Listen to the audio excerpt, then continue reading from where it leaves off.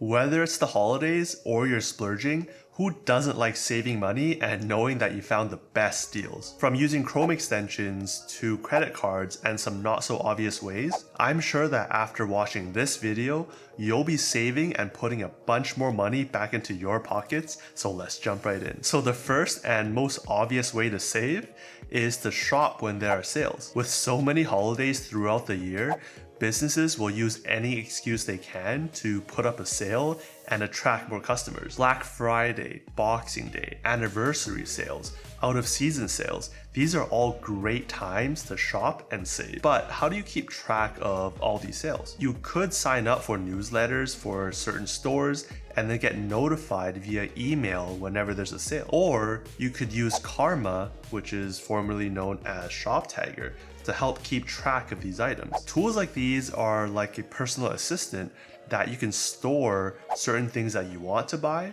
and then get notified when things are back in stock or stores have sales on those items. It's free to use and they probably make money on the back end by driving traffic to these stores. So if you're okay with that, then there's no harm, not sponsored. On the other hand, you can monitor sites like slickdeals.net, which is what I do. Sites like these are community driven.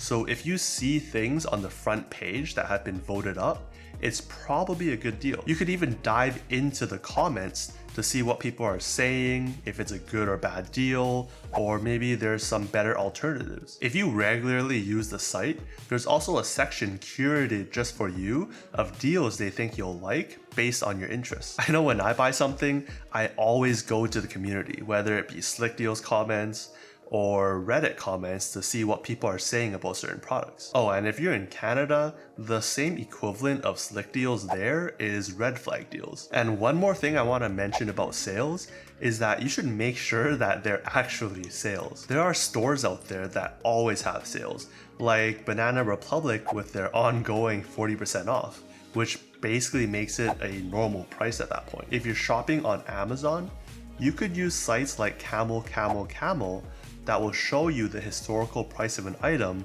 so you know if you're getting it at a good price or not. Real quick, if you're enjoying and finding content like this useful, remember to tap that like button because it'll really help the channel. Thank you. Next tip, you want to use cashback sites that will give you anywhere from a few percent up to 10-20% cashback on your purchases on these stores. The most popular one and the one I use is Rakuten, but there are a ton of other similar sites out there too. Although for those of you who are using American Express cards, Rakuten actually lets you redeem the cashback for points instead. And if you know the value of American Express membership reward points, then you know that you could get upwards of 2 cents per point of value when redeeming it for the right things. That's basically like getting double the return on Rakuten. If any of that just went over your head, then check out my video where I break it all down. So to do a quick check to see if there are cashback sites for the store that you're shopping on, you could use sites like Cashback Monitor, though it may not have the most up-to-date percentages. For that, and to automate things even more, you could use Chrome extension that will automatically notify you if the store you're on has cashback. Personally, I use Rakuten, Honey, and Retail Me Not, but there are others out there like Max Rebates, Be Frugal, Top Cashback, and Lemony, which I've all used in the past too. And just on Rakuten alone, I've gotten back almost $500 in cashback, as well as 12,000 American Express points. If you're not on Rakuten and you want to try it out, I'll have a link below where if you sign up and make a qualifying purchase, we both will get $40. Now, another way to save is to look out for coupons. Whenever I'm buying something significant, I'll always Google the store plus the word coupon in Google to see if there's any coupon codes out there. Sometimes a few seconds of work can save you a ton. And like cashback, there are extensions that do this for you too, like Honey and Slick Deals, which will just pop up whenever there are coupons for that site, and also automatically try each one for you and let you know which one is the best. I've saved a ton using these extensions, with the most recent one being $20 off a local cabin getaway. Also, usually sites will give you like 10% off when you first sign up to their newsletter, which you can do every time you want to make a purchase. Next, we gotta talk about credit cards. You should always use a credit card over a debit card, not only for the protections you get like extended warranty, return and purchase protection, but also because of the point multipliers. For multipliers, some cards like the Chase Freedom Flex or the City Custom Cash Card offer 5% back in certain categories, with some of them being big names like PayPal, Walmart, and more. If you're buying in those categories, definitely try and leverage that 5% back, especially because you're getting points in those ecosystems, which could be valued at 2 cents or more. Then you'd also want to check out your credit card offers, which usually have to be manually added before you actually buy the item. I've saved hundreds of dollars doing this on my American Express Platinum card, with redemptions at Dell, Home Depot, Best Buy, and more. You should already always be monitoring your credit card for fraudulent charges every now and then.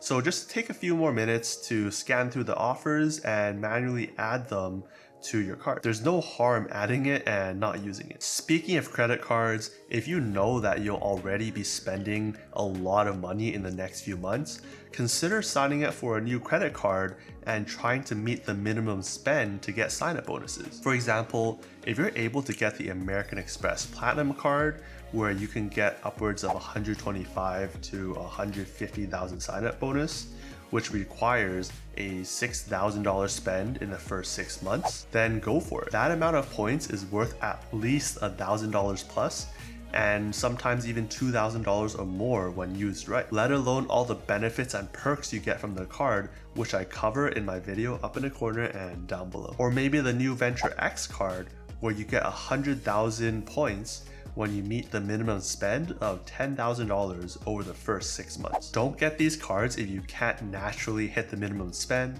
but if you're gonna spend that amount anyways, then you may as well. Okay, now if you're shopping on Amazon, which most of you probably do, then you wanna keep your eye out for times where Amazon is giving people big discounts for redeeming just 1 point from your favorite credit cards. These usually cover points from ecosystems like Chase, American Express, City, and Discover, and can give you anywhere from 10-15% off to sometimes 40-50% off your purchase. Best place I know of staying on top of these things is the site Doctor of Credit that I'll link down below. There are a ton of ways to save when shopping, and although each savings might not be a lot, over time it could really add up. I mean, given a minimum cashback of 2%, which is possible with a $0 annual fee card, then just $5,000 of spend a year will net you an additional $100 back into your pocket for no additional work. And sometimes it's not just about the monetary saving, but knowing that you got a great deal. I mean, if I'm spending $200 on something and the next week it drops down to $100, then I'd be devastated. Although if it does happen, you could just return the item and buy it back again. But what if the retailer won't take it back, like it's a final sale or you're past the return window? Well, then you could use return protection instead, which is available on a lot of credit cards. It's a really useful tool that will basically pay you for those items if the retailer won't take the item back. It has also saved me hundreds of dollars, and if you want a credit card that has this perk, check out my video that I'll link here. Anyways, I hope that these tips will save you a lot this holiday season, and see you in the next one.